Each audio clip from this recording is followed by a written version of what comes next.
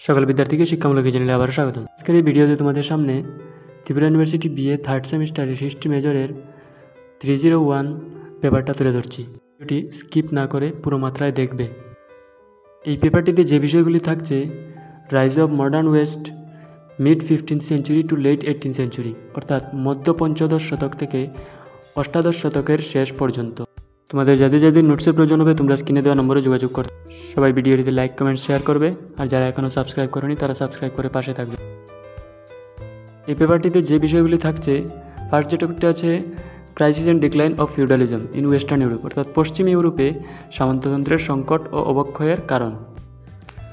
তারপর সেকেন্ড যে টপিকটা আছে rise of absolute monarchies in England reasons, অর্থাৎ ইংল্যান্ডে স্বৈরাচারী রাজতন্ত্রের বা নিরঙ্কুশ রাজতন্ত্রের কারণ।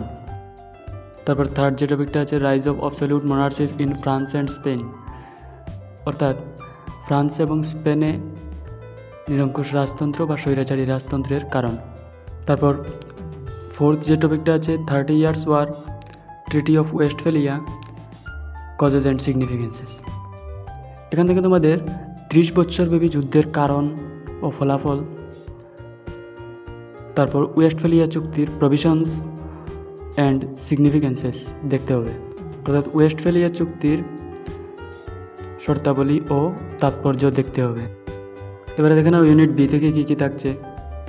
ইউনিট বি থেকে থাকছে রেনেসাস, অর্থাৎ নবজাগরণ, meaning, causes, nature, spirit, limitations, growth of humanism, অর্থাৎ নবজাগরণের সংজ্ঞা, কারণ, প্রকৃতি, বিস্তার, সীমাবদ্ধতা, গ্রোথ অফ হিউম্যানিজম অর্থাৎ মানবতাবাদের বিকাশ।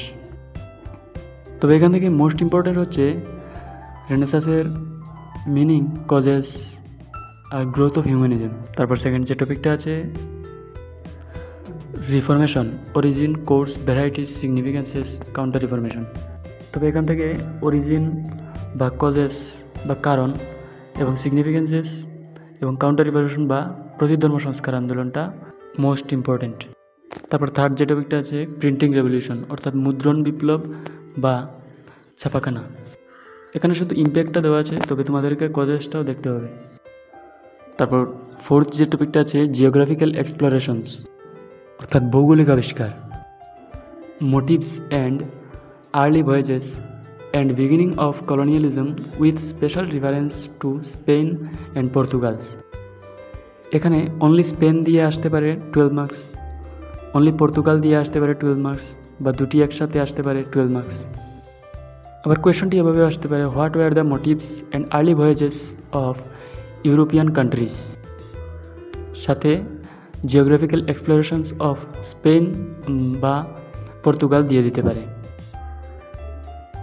তবে এখানে একটা টপিক বেড়ে যাবে, কারণ এখানে with special reference to Spain and Portugal দিয়েছে, অর্থাৎ এখানে জিওগ্রাফিক্যাল এক্সপ্লোরেশনস অফ ইংল্যান্ডটাও দিতে পারে।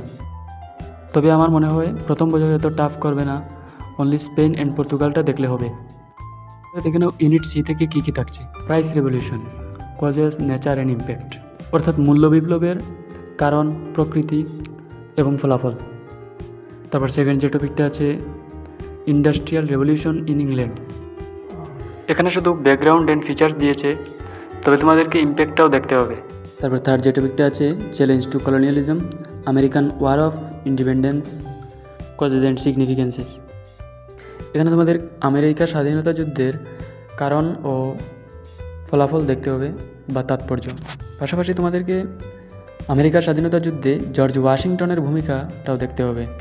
তারপর 4 নম্বরে যে টপিকটা আছে 18th century as age of enlightenment features, অর্থাৎ অষ্টাদশ শতক কীভাবে এজ অফ এনলাইটেনমেন্ট বা জ্ঞানদীপ্তির যুগ বা আলোকিত শতাব্দী, পাশাপাশি এর বৈশিষ্ট্যটাও দেখতে হবে।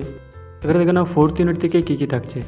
ফার্স্ট যে টপিকটা আছে political patterns 1, conflict between parliament and crown in England in 17th century, glorious revolution 1688, অর্থাৎ পার্লামেন্ট ও রাজার মধ্যে যে দ্বন্দ্ব হয়েছিল সেই দ্বন্দ্বটা দেখতে হবে, এবং 1688 খ্রিস্টাব্দের গৌরবময় বিপ্লব সেটাও দেখতে হবে। সেকেন্ড যে টপিকটা আছে গ্রোথ অফ লিবারালিজম, অর্থাৎ উদারনীতিবাদের বিকাশ।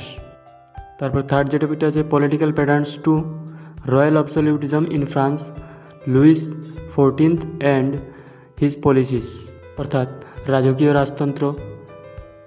পাশাপাশি এই রাজতন্ত্রে চতুর্দশ লুইয়ের ভূমিকা এবং তার নীতিগুলি আলোচনা করতে হবে। নম্বর যে টপিকটি আছে French revolution, background, nature, course and impact. তোমাদের ফরাসি বিপ্লবের কারণ, প্রকৃতি, ফলাফল। আর কোর্স যেটা আছে, ফরাসি বিপ্লবের অনেক পর্ব আছে, তার মধ্যে মোস্ট ইম্পর্টেন্ট বুর্জোয়াস রেভলিউশন, এটা ভালো করে দেখতে হবে।